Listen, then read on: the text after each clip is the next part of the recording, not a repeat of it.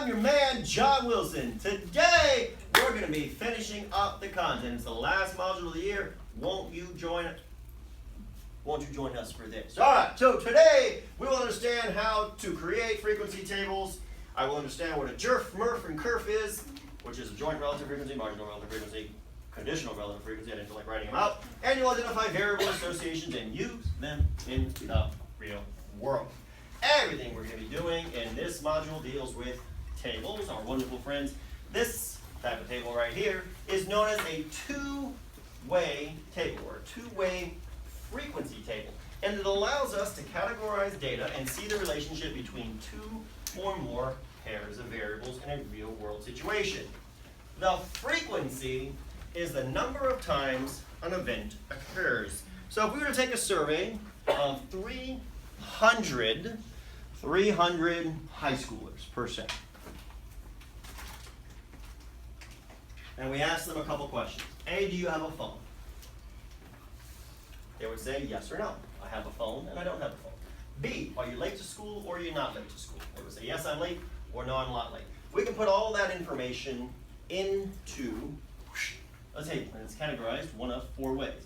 So if they had a phone and they're late to school, there was 22 people that had a phone but were late to school.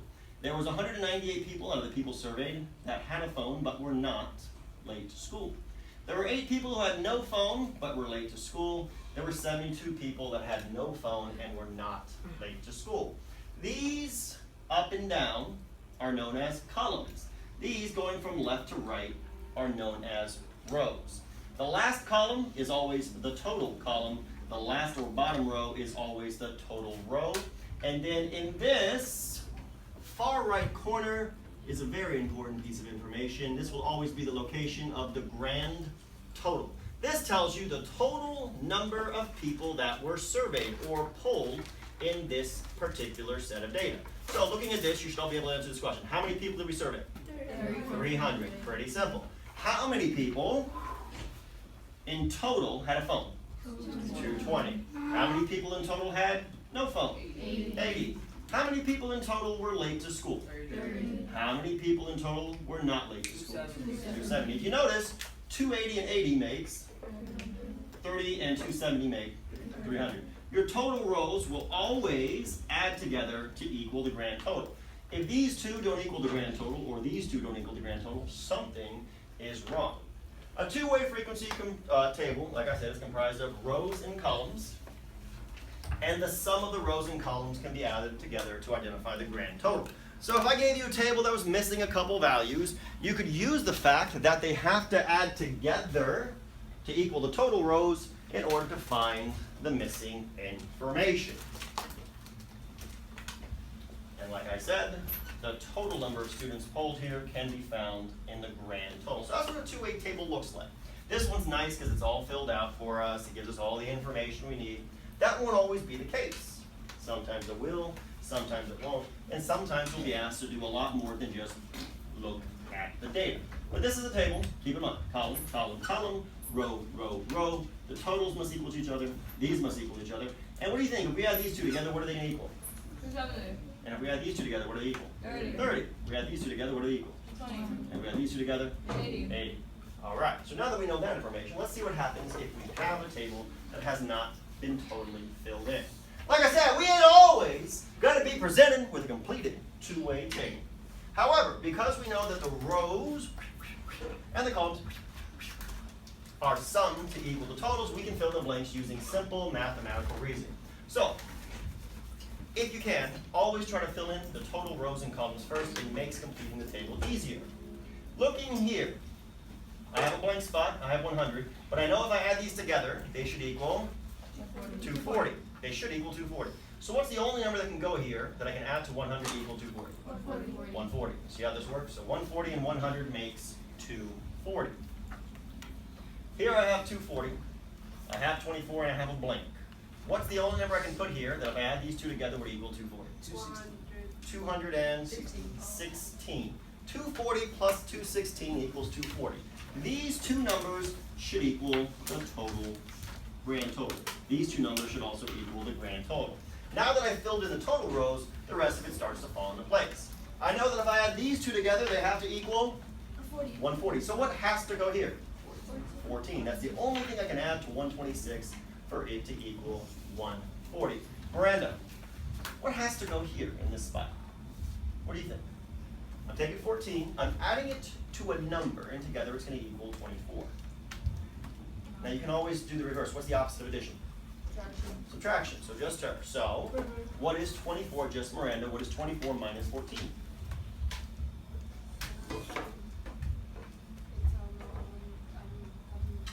10. So 14 and 10 make 24. Good. Now that we have all the information, there's lots of ways we can fill in this last square here. I can go this way, I can go that way, but either way I go, what is missing? 90. 10 and 90 make 100. And then once you fill in the table, you have all the information, and there's more stuff when you do these tables later on. Right now it's important that you understand what to do with the table when you're missing a certain value. Keep in mind, they will total up. It's simple addition and or subtraction. Let's try another table right here. Let's go around the room and get some people involved. Okay, so looking at this, I should try to fill in the total rows first. However, I probably need a little bit more information. This, at the present time, would probably, this one or this one, would probably be the only two that I could fill in right now. Anybody want to take a shot and tell me what goes here? What do you think, Devin? 105. 105. Does 105 and 95 equal 200? You see how that works? And now that I have that piece of information, the rest of it starts to fall into place. Angel, what goes here? 25. 25. 25 and 80 make 105. If you can add numbers, you can do this, baby. That's all you got to do. Add them up. They have to go together. Give that to Angel, please. Okay, let's go to that one. What goes here? 25 and 55. What are they equal? 80. Perfect. 80 goes there. Remember, these two add up to equal that. So that's 80. Good. Derek, what's going here, dude? Here's the way you can back it out. You know that together, you have to add these together to get this. So take this, 95, subtract 55, is going to give you what the missing number is. 40 is the missing number. Now that I have that piece of information, Nika, you can probably tell me the empty square. What is it? 120. 120 is the only thing that will make all these rows and columns true. So this is not hard. Presented with an empty table, filling it in, super, super easy, simple mathematical reasoning. Use addition or reverse out subtraction to find the missing value. So we went through what a two-way table is, rows, columns, grand total, total rows, how to find the missing values of a table. And now that we have it, I'm going to show you what we actually do with this information. Any questions on what we've done so far? Yes or no? Yes or no? Relative frequency. We talked about frequency was just the total number of items, the total number of times that the event occurs. Relative frequency is the number of times that something happens, and then we take that and we divide it by the total of all events, also known as the grand total. This ratio can be expressed as a decimal, but generally it's converted to percent. So what all that fancy talk means, relative frequency, you're going to be doing a fraction. You're basically going to be converting this into a percentage. And the way you do it is you take the frequency, 14, you divide it by the grand total. What's the grand total? 240. So you would take 14 divided by 240. It would give you a decimal, which you would then multiply by 100 to convert into percent. Let's say I wanted the relative frequency of the number of right-handed boys. So here's what we do. We go to the chart. We find the right-handed column. We find the boys row. How many right-handed boys were there? 126. To find the relative frequency, I'm going to take 126, and I'm going to divide it by the grand total. What's the grand total? 240. So I do 126 divided by 240. When you do that, you're going to get a decimal. If you do this, you will get a decimal that is less than 1. So 126 divided by 240 gives me 0.525. There's two ways you can convert this into a percent. If you remember 6th and 7th grade, you take the decimal, you move it 2 spots to the right. Okay. Since we're not really sure on what that is, here's what you do. Take this number and multiply it by 100. That's the another way to convert it to percent. 0.525 multiplied by 100 gives you 52.5%. What that means is that of all the people surveyed in this poll, 52.5% of them were right-handed boys. That's what it boils down to. So the relative frequency, also known as the percentage, of students surveyed who were right-handed boys is 52.5%. Now, in this table, there is a total of 8 relative frequencies. Right-handed boys, left-handed boys, right-handed girls, left-handed girls, total boys, total left-handed, total right-handed. We can take all of these and divide them by what? 240. 240, the grand total. So, left-handed boy, let's see if we can get this right. We want to round to the nearest tenth if possible. So, left-handed boys, how many are there? 14. 14. So we're going to take 14, we divide it by 240. Somebody do that. And then multiply it by 100. Tell me what you get. Everyone should have a calculator here so you can practice it. What do you get? 5.8. We round it to 5. It's 5.83333, but we round it to the nearest tenth, 5.8%. When you do this, you're going to get 0.0583333. You multiply that by 100, you get 5.8%. So 5.8% of the students surveyed were left-handed boys. What about left-handed girl? Let's go back to him. 4.2. Let's see. That makes sense. Because if you add these together, here's what I'd ask you guys. If you were to add these 2% together, what would you get? Anybody want to tell me? 5.8 and 4.2, what do you get? 10%. Remember that not only do these have to add up to equal the total roles, the percentages have to add up as well. So, if this is 5.8, you don't have to write this, but this is 4.2, if we add those together, they should equal 10. Which means if I take 24 and divide it by 1040, do that, somebody, what do you get? 10%. Always be careful, always check your sums, make sure that they're adding up to equal each other. Right-handed girl is the next one. Who's got a right-handed girl for me? Let's go to Melanie. Melanie, right-handed girl. How many right-handed girls are there? 90. Take that, divide it by the grand total, which is 240. What do you get?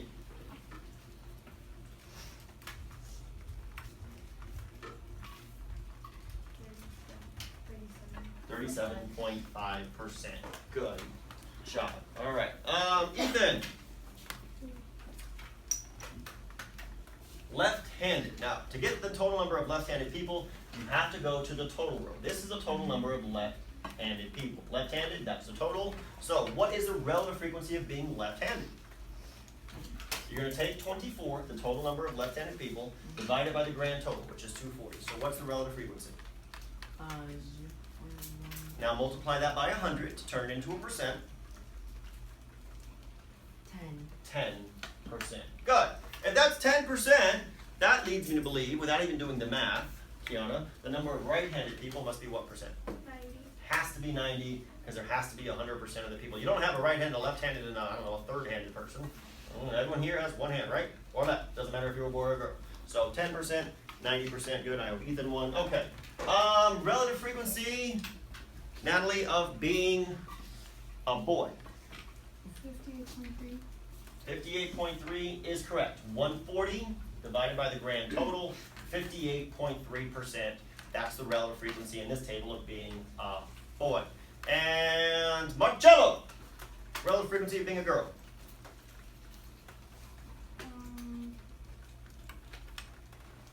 You can just divide it. 41. 41 6. Oh no, 41. No, 42. 42, 41, 42, 41.7. Wait, our question says it's called the candy calculator. What happened? Did you use calculators for For this, yes. For the test, no. Because the numbers will be small enough where you won't need it. You'll have to do the division. 41.7%. Wait, What's up? what is the thing Oh, I put it for the boy and the girl? I don't get it. Okay, so to get a boy, it's the total number of boys. So we look here.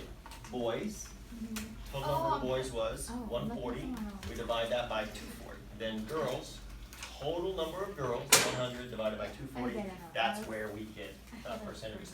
Any questions on this? Any questions? Any questions? Yes, what's up? B and E. Because I did E and then it gave me 0.9, but I'm not 0.9, the way I get 90 is once I get the decimal, I multiply the decimal by 100 to convert it to a percent. So, take 0.9 in your calculator and multiply it by 100, and then tell me what you get.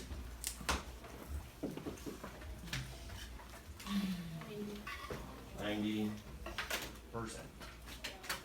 All right, so let's try a two-way relative frequency table.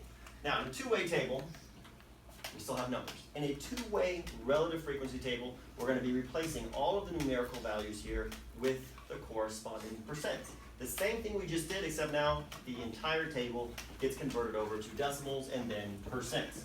Like I said, decimals for percent. So the same thing we just did. We're going to convert all of these into relative frequencies. Nayan, high schooler who's visited a national park, how many? 80. We want to convert that into a relative frequency to help me build this table. What are you dividing it by? 200. Good. 80 divided by 200 gives me 0.4 or 40%. Thank you very much. All right, Michael. Let's try. I'm just going to jump around here to see if we all get it. All right. The relative frequency of not having visited a national park. How many people? Tell me before you start calculating. How many people have not visited a national park in total? 105. Have not visited a national park. Oh. This is the total that have visited. How many have not visited? Oh. 95. To convert that to a relative frequency, you would divide it by 200. The grand total. What's that going to give me?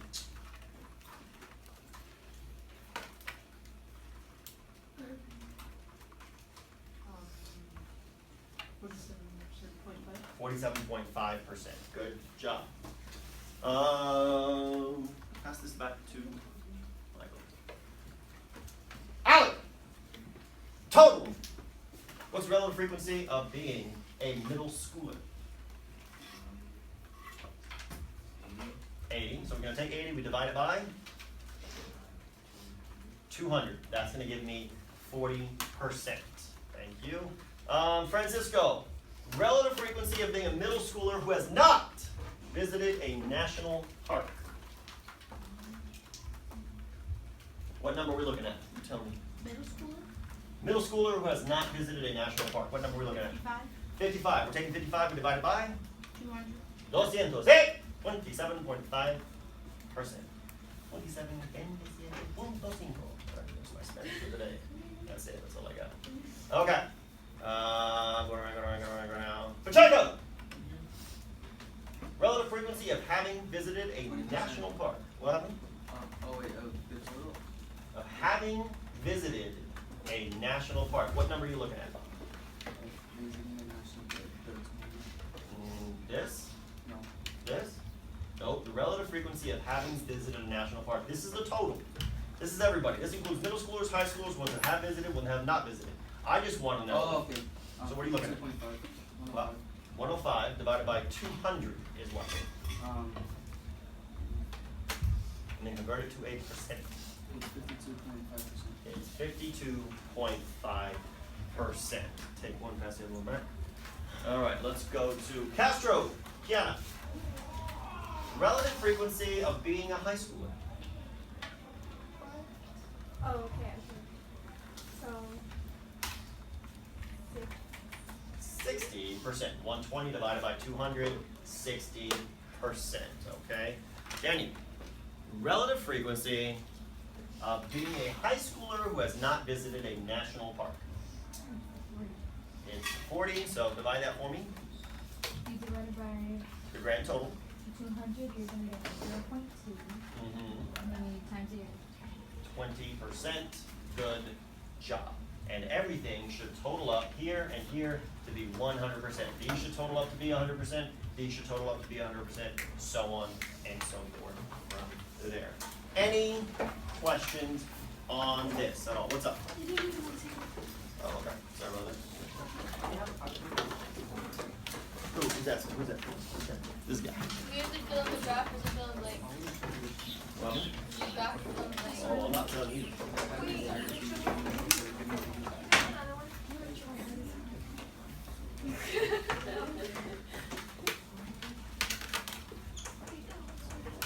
What's wrong? I'm worried it could be one of these young men. Okay. Questions on this at all whatsoever? Questions? Questions? Questions?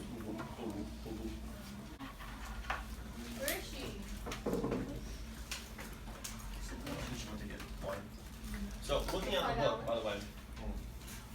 Looking at the book, by the way.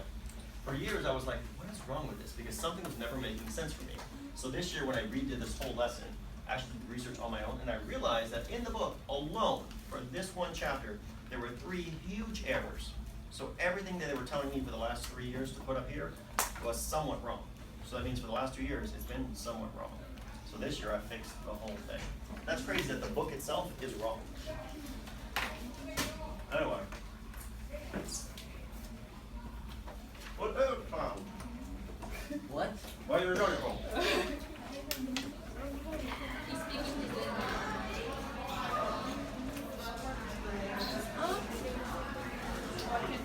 Oh, the heck with it. She can catch up on her own. Okay. Okay. Before you start. Very important. You can't see it in your notes, but I try to color code it for you. You can't see it in your notes, but I try to color code it for you here. I'll speak up. I got it. Why is it on live? We didn't look. Hurry up. You just got us all close. All up. Yes, that one. And you want to use my pencils and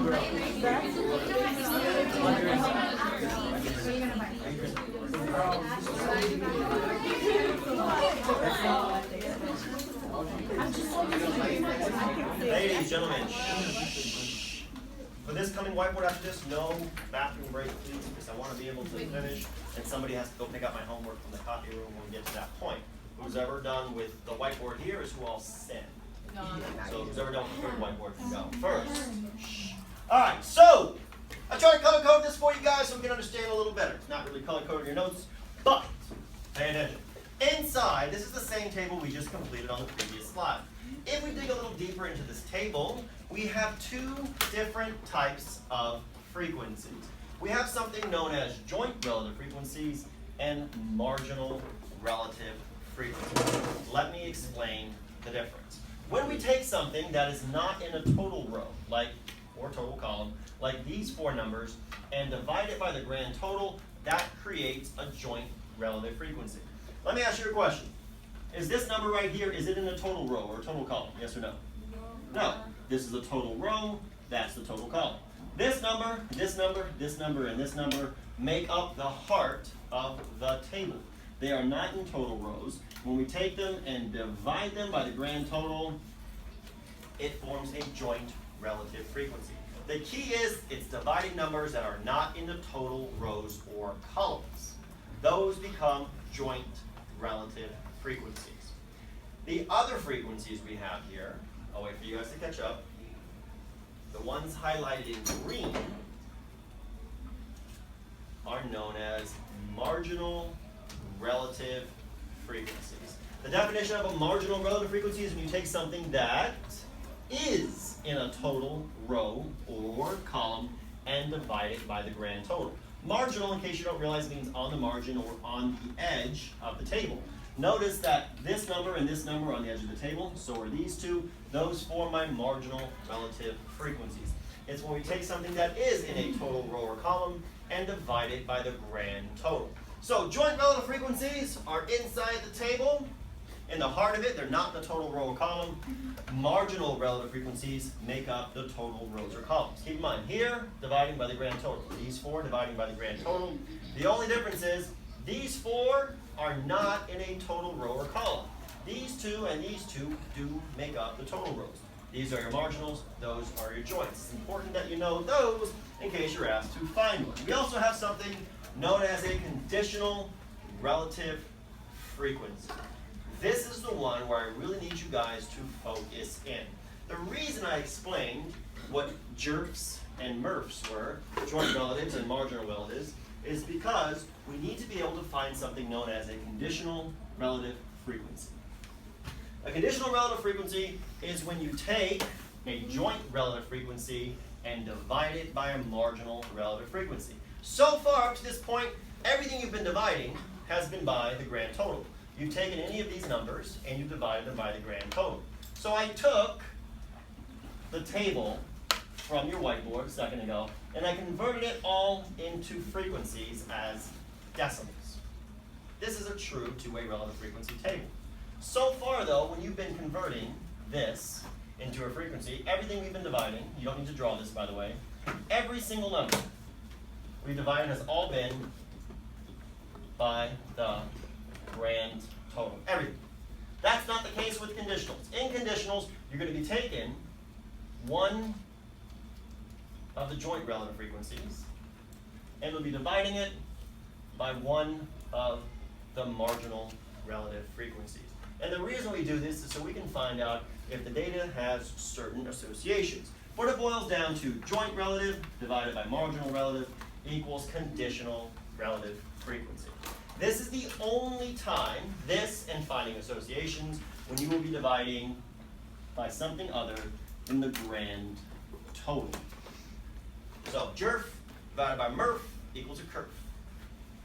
Or you can say joint divided by marginal equals conditional. So let me explain to you the way this works, and this is really, I really need you guys to focus in because this usually is a part of the lesson where some kids start to get lost a little bit. Because we're not dividing by something that's as clear cut. So I want to find the conditional relative frequency of having chores among those who have a curfew. So here's what we do to do this. Here's what we're dealing with. And just pay attention. Those who have a curfew and those who have chores. So we're taking the marginal frequency of those who have chores and a curfew, and we're dividing it by what? Anybody want to take a shot? By 0.32, the total number of people who have a curfew. So 0.16 divided by 0.32 equals 50%. That means that 50% of the people who have a curfew also happen to have chores. You really have to read it carefully. Whenever you're asked to find a CRF, no, you will not be dividing by the grand total. If you do, it's a wrong number. That would be a relative frequency. When we do conditional relative frequency, we're dividing one of the joints by one of the margins. Let's try another one. Anybody want to help me out with B? Me. Anybody? She's the only one that said yes. Okay, so B. Let's see. Having no curfew among those who have no chores. You do 0.64 divided by 0.62. Let's see. So having no curfew, that's these people, among those who have no chores. So no curfew, no chores, among those who have no chores, that works for me. Good job. About having a curfew, specifically just among those who have chores. So this is all the people that have chores. You with me? Now, which has a curfew? 0.16. So we're going to take 0.16. Remember, when we do this, we're taking a joint. You should never be dividing joint by joint or marginal by marginal. It's always joint divided by marginal when we're finding a conditional. So 0.16 divided by 0.2 equals 0.8 or 80%. You have to read it carefully and zoom in, zone in, and focus in on which one you're going to be dividing by. What's up? Why did you divide it by 0.32? Yeah, that's what I was. Having a curfew among those who have chores. It's a good question. Let me ask you a question. The reason I didn't divide by 0.32 And we'll focus in here, it's a good question, because point 32 includes people who did not have chores. It totals up this row, right? I want to know the relative conditional frequency of having a curfew, specifically just among those who have chores. Do these people have chores? No, so this total row, this marginal frequency contains people who do not have chores. Whereas this one, everyone in this row has what? Chores. That's why I use this one. That is a good question, and that's where some of the confusion comes in. So be very careful. Go back and double check. Okay, having a curfew, okay, these people have a curfew, but only among those who have chores. I can't do this one or this one because this person does not have chores. This totals up people who do not have chores, okay? It's a good question, and that is usually where the confusion comes in. Always keep this little box in mind. If you're not dividing to find a conditional, if you're not dividing joint by marginal, it's gonna be wrong. Questions? No. Questions? Anyway, last thing, associations. Associations between variables take place when one set of events is more or less likely to occur than another. To determine an association, we must find the relative frequency of each set of events and then compare them. So using this table here, we want to determine whether or not there's an association, which means are you more likely to have a curfew if you have chores. In order for us to find this, we first need to identify the number of students who have chores in total. So how many students have chores in total? 20. Out of the total number of students, that means that 20% of the students polled had chores. So now we need to see if you're more or less likely to have chores if you have a curfew. So we're going to look at the number of students that have chores with a curfew out of the total number of students with a curfew. So 16 students with a curfew have chores. The total number of students who have a curfew is 32. We divide that, we get 0.5 or 50%. So 20% of the students in total that are polled have chores. Out of those students, 50% of them have a curfew. So the question is, are you more or less likely to have a curfew if you have chores or if you don't have chores? What do you think? If you have chores.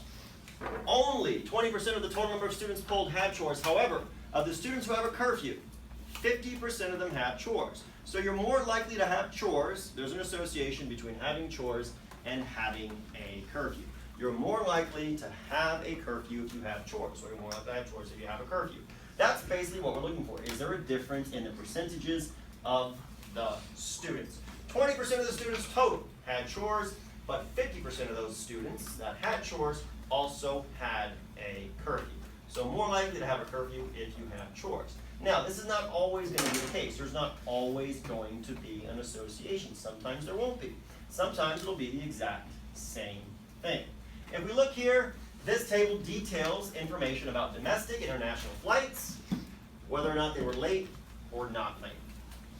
So we want to see if there's an association between being on a domestic flight and being on a plane that is late. So first of all, we need to look at the total number of domestic flights that are late. What is the total number of domestic flights that are late? 130. Total number of domestic flights that are late. 30. Total number of domestic flights that are late. 30. Total number of 40. 30 domestic flights that are late. Oh. There's 30. There's 30 total number of domestic flights that are late. What's the total number of domestic flights in general? 150. 150. So 150 people took a domestic flight out of 200. So 150 people on a domestic flight out of 200, which means that roughly 75% of all the people polled took a domestic flight. Out of those people that took a domestic flight, 30 of them were late. The total number of planes that were late was 40. So to figure out the probability of being on a domestic flight that is late, we take 30, we divide it by 40, what do we get? What do we get? 100. 10. 30 divided by 40 is not 10. 1. Hold on, actually do this. Thank you to the person that put it in. 0.75, which equals 75%. And this is domestic late. And what that means is there is no association. You are no more likely to be late if you are on a domestic flight or if you're on a flight that is late in general. And we can do the same thing for international flights. Is there an association between being on an international flight and not being late? So we look at the total number of international flights. What's the total number of international flights? 50.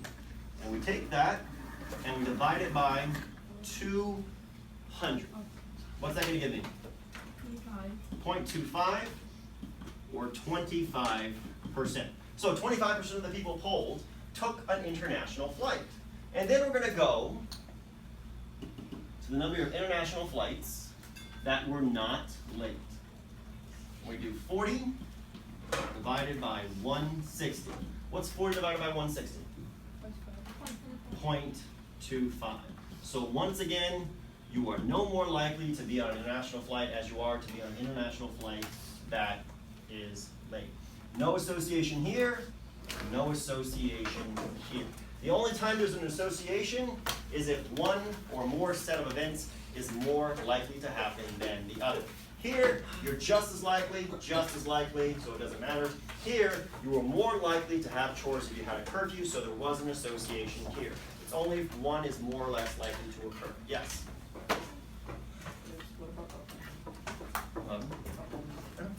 Any questions on this? Questions? Okay. 43.